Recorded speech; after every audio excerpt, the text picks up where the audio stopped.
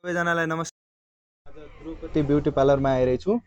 तपाईलाई टक्क यहाँ निका निका कपडाहरू आएर रहेछन्, नयाँ नयाँ कपडा ल्याइरहेछन् उहाँ।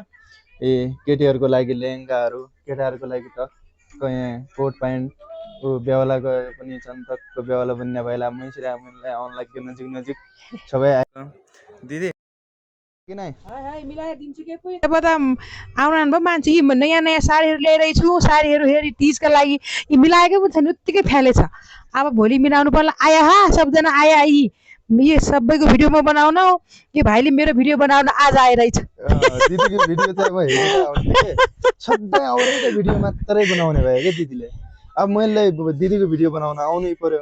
तपाईँलाई म तलतिर आएको थिएँ बजारतिर, त्यही भएर दिदी उहाँ टक्क भिडियो बनाउन जाउँछ त्यहाँ भयो। यहाँ राम्रो बनाएको छ दिदीले, कपडाहरू पनि राम्रो ल्याउनुहुन्छ उहाँबाट। यसो हो क्याद्दा हो, कच्चे नेपाली कच्चे गाउँले, हामी त गाउँले मान्छे।